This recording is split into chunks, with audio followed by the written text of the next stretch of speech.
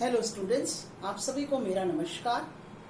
आज हम वापस नई कड़ी में हिंदू लॉ को स्टार्ट करते हैं। यदि एमजीएस यूनिवर्सिटी का सिलेबस देखा जाए तो उसमें फैमिली लॉ फर्स्ट दे रखा है।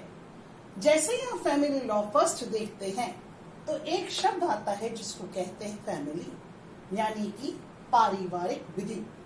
इससे मायने क्या है? यदि भारत देश में देखा जाए तो भारत में 5 प्रकार की पारिवारिक विधि चल रही है, लागू होती है।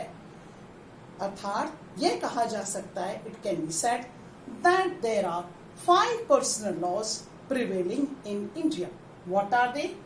First is Hindu law, second is Christian law, third is Muslim law, fourth is Parsi law and fifth is Jewish law. यानी कि हिंदू विधि, क्रिश्चियन विधि, मुस्लिम विधि, पारसी और यहूदी विधि। तो सिलेबस में आपके पास हिंदू लॉ है जो कि पेपर 4 के बारे में कहता है। इसका पहला प्रश्न अपने आप उठ जाता है कि एक हिंदू कौन है, यानी कि ऐसा कौन सा व्यक्ति जिस पर हिंदू विधि अप्लाई करती है। Who are those persons on whom the Hindu law is applied? So the first question is, who is a Hindu? यदि हिंदू विधि देखी जाए तो यह एक विधि है जिसके 4 एक्ट्स हैं अपने एमजीएस यूनिवर्सिटी के सिलेबस के अनुसार। इसमें पहला है Hindu marriage act 1955, Hindu adoptions and maintenance act 1956, Hindu succession act 1956, Hindu minority and guardianship act 1956। क्योंकि पेपर में अब सिलेबस चेंज हो गया, इससे 4 ही अधिनियम बहुत इंपॉर्टेंट है। आज सबसे सर्वप्रथम पहला जो क्वेश्चन बनता है वो है हु इज हिंदू, यानी कि ये 4 ही अधिनियम एक हिंदू कौन है के बारे में बताते हैं। यदि हिंदू विवाह अधिनियम 1955 की धारा 2 देखी जाए तो वह इससे संबंधित प्रावधान देती है। अर्थात एक हिंदू कौन है से संबंधित प्रावधान सेक्शन 2 में उसके बारे में बताया गया है। सेक्शन 2 को यदि मोटा मोटा देखा जाए तो किन व्यक्तियों पर लागू होती है? ऐसा कोई व्यक्ति, any person who is by religion a Hindu, यानी कि जो धर्मतः हिंदू हो। दूसरा, who is a Buddhist, Jain or Sikh bye religion, यानी कि धर्मतः बौद्ध, जैन या सिख हो। इसको इस तरह से यदि समझें तो शायद आसानी से समझ पाएंगे। ये यदि एक अपन पाम ले लें, अपना हाथ ले लें, तो यहां पर ये एक हिंदू, यहां पर एक मुस्लिम, यहां पे ये क्रिश्चियन, यहां ये यहूदी, यहां ये पारसी। इस थंब को यदि ले लिया जाए तो ये हिंदू के बारे में कहता है। क्या? जो कि धर्मतः हिंदू हो। दूसरी बात, जो कि बौद्ध, जैन या सिख बाय रिलीजन। इसके 3 टुकड़े कर दिए, बौद्ध, जैन और सिख। ये भी तीनों ही यदि धर्मतः क्या है? बौद्ध, जैन या Sikh.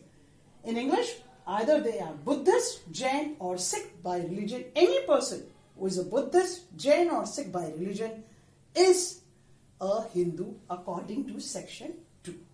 Now the third one. C part क्या कहता है? Who is not a Muslim, Christian, Parsi और Jew by religion. जो ना तो धर्मतः मुस्लिम, ईसाई, पारसी या यहूदी हो।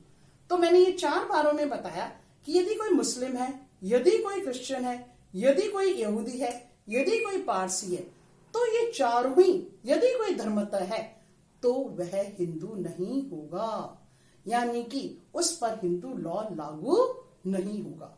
वह व्यक्ति हिंदू धर्म से हिंदू नहीं है। आगे यदि देखें तो इसका स्पष्टीकरण साफ क्या कह रहा है, जो कि बहुत इंपॉर्टेंट है। यदि कोई अपत्य, चाहे वह धर्मज अधर्मज, क्या कह रहा है वो? If a child is legitimate और इलेजिटिमेट, यहां पर लेजिटिमेसी का कोई सवाल ही नहीं है, क्योंकि उस अपत्य के बारे में लेजिटिमेसी का प्रश्न उठता ही नहीं है। उसके दोनों ही पेरेंट्स यदि धर्मतः हिंदू हैं तो वह हिंदू ही होगा। लेजिटिमेट और इलेजिटिमेट के बारे में जब आप डेफिनेशन समझेंगे तब उसको नेक्स्ट क्लास में बता दिया जाएगा। दूसरा, ऐसा कोई अपत्य जो कि उसमें से एक उसके पिता या माता में से हिंदू है और वह हिंदू के अनुसार उसका लालन पोषण किया गया है, तो भी वह हिंदू होगा। यहां मैंने क्या कहा, one of his parents is Hindu and brought up as a Hindu.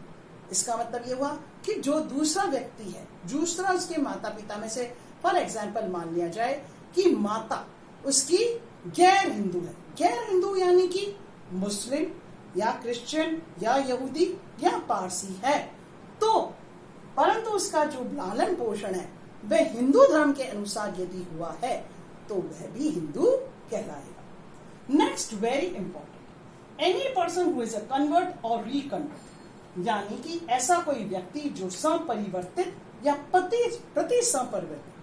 Convert means convert किस रिलीजन का, अन्य धर्म से इस धर्म में, अन्य रिलीजन से is a convert from a different religion to a Hindu religion. Which religion? Either a Muslim, either a Christian, either a Parsi or a ज्यू हैज कन्वर्टेड इनटू हिंदू। यानी कि धर्मतः पहले पूर्व में वह या तो मुस्लिम था या यहूदी था या पारसी था या ईसाई था, तो वह क्या बन गया? हिंदू। वह उसने कन्वर्ट कर लिया। लेकिन उस धर्म की परंपराओं के अनुसार यदि उसने परिवर्तन किया है तो ही वह हिंदू कहलाएगा। यहाँ एक सबसे इंपॉर्टेंट बात क्या है, वह अपने आप को उसने ये लगा कि मेरे को हिंदू धर्म अच्छा लगता है, तो उसने कुछ ऐसा किया, वह मंदिर जाने लग गया, तो ये परिवर्तन नहीं कहलाएगा। परिवर्तन मतलब उस धर्म के अनुसार वहां जो परिवर्तन की कुछ तरीके दिए गए, कुछ कस्टम्स दिए गए, उसके अनुसार यदि वो परिवर्तन करता है तो वह हिंदू होगा। प्रति संपरिवर्तित मतलब रिकन्वर्ट मतलब कि एक हिंदू था, एक व्यक्ति धर्मतः हिंदू है और उसने अन्य धर्म में अपने आप को कन्वर्ट कर लिया। कौन से धर्म में? या तो मुस्लिम में या ईसाई में या यहूदी में या ज्यू में कन्वर्ट कर लिया। अब उसको लगता है वह वापस से प्रति संपरिवर्तित करता है, यानी कि वह वापस जब हिंदू धर्म में कन्वर्ट कर लेता है अपने आप को, तब उसे रिकन्वर्ट कहते हैं। यहाँ प्रश्न एक कंपटीशन का बहुत कई बार आ सकता है कि आर्टिकल 366(25) ऑफ कॉन्स्टिट्यूशन, यह भी यहाँ अलग से क्लॉज में, सेक्शन में, सब सेक्शन में दे रखा है कि जो शेड्यूल्ड ट्राइब है, कौन सी शेड्यूल्ड ट्राइब? संविधान, कौन सा? भारतीय संविधान के अनुच्छेद 366 की क्लॉज 25 में ऐसी कोई शेड्यूल्ड ट्राइब जिसके बारे में इस संविधान में, इस आर्टिकल में दे रखा है, उन पर हिंदू विवाह अधिनियम लागू नहीं होगा। यानी कि वह इसमें यहाँ पर वह हिंदू विवाह अधिनियम लागू नहीं होगा। वह हिंदू यहाँ पर नहीं है उनके अपने अनुसार। कंक्लूजन में कहा जा सकता है कि यदि अन्य अधिनियम देखे जाएं तो section 2 Hindu adoption and maintenance act 1956 की धारा 2 भी यही कहती है, हिंदू सक्सेशन एक्ट 1956 की धारा 2 फिर यही कहती है, परंतु ये इंपॉर्टेंट है कि धारा 3 Hindu minority and guardianship act 1956 की धारा 3 किसके बारे में बताती है? हिंदू के बारे में बताती है। यह अत्यधिक इंपॉर्टेंट है। यदि आप हिंदू लॉ पढ़ रहे हैं तो आपको व्यक्तिगत ये पता होना चाहिए कि एक हिंदू कौन है। Thank you.